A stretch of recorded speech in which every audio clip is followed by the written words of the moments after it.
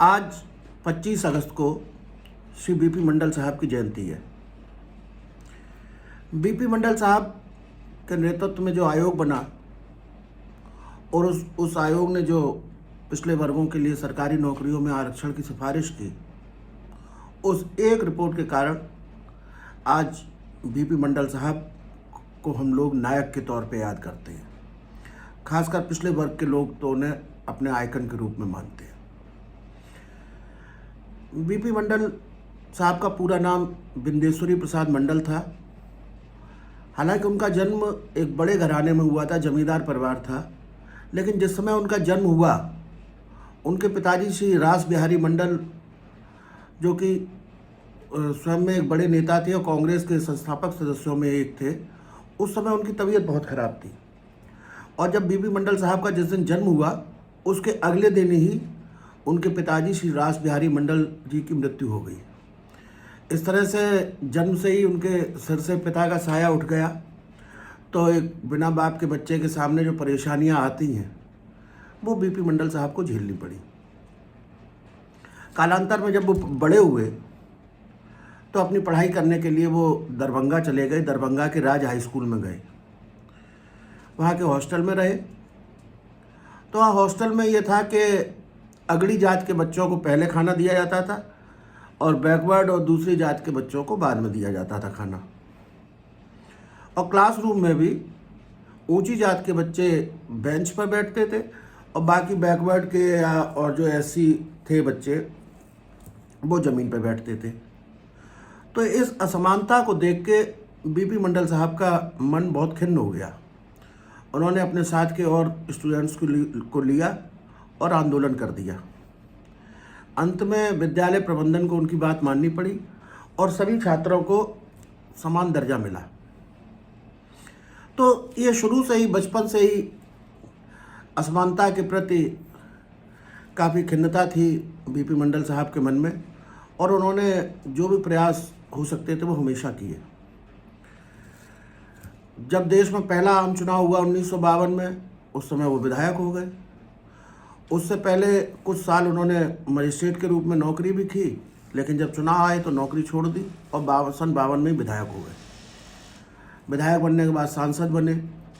सांसद बनने के बाद कुछ दिन के लिए मुख्यमंत्री भी बने। उनके मुख्यमंत्री रहते का एक वाकया है कि बरौनी रिफाइनरी से तेल रिस गया और वो तेल रिसते रिसते गंगा नदी में पहुंच गया। तो जब गंगा नदी में वो तेल पहुंच गया तो गंगा नदी में आग लग गई। तो उस समय बिहार की विधानसभा में एक विधायक थे पंडित विनोदानंद झा। उन्होंने विधानसभा में बाकायदा भाषण देते हुए कहा कि जब एक शूद्र राज्य का मुख्यमंत्री बनेगा तो गंगा नदी में आग तो लगेगी ही।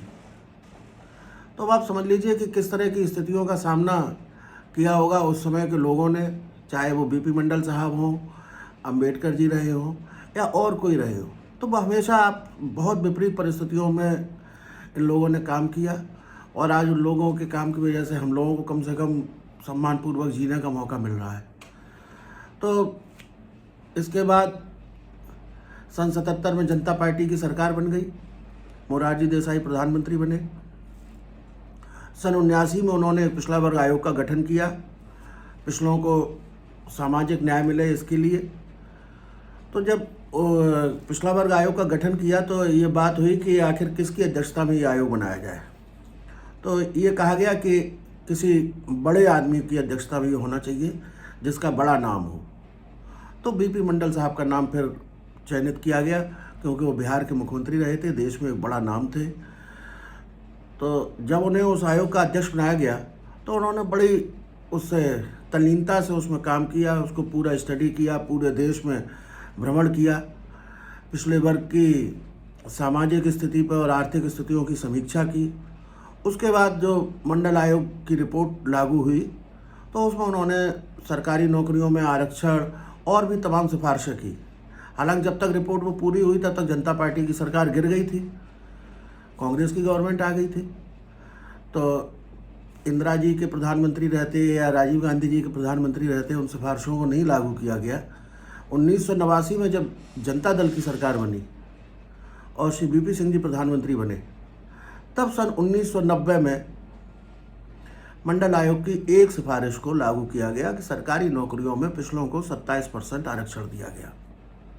और उसके बाद उसके व्यापक प्रतिक्रिया भी हुई, तमाम लोगों ने उसके विरोध में आंदोलन किए, लेकिन जो पिछले वर्ग के नेता थे और छात्रों ने उसके समर्थन में भी किया।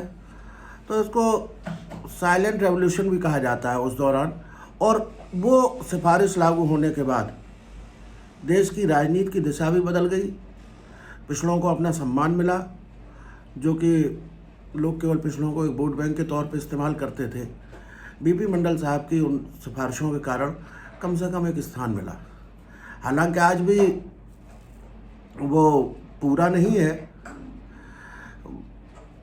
आरक्षण भी नाकाफ़ी है, चूँकि पिछले वर्ग की आबादी बहुत है, 27% आरक्षण केवल ऊँट के मुंह में जी रहा है, लेकिन कम से कम एक शुरुआत हुई।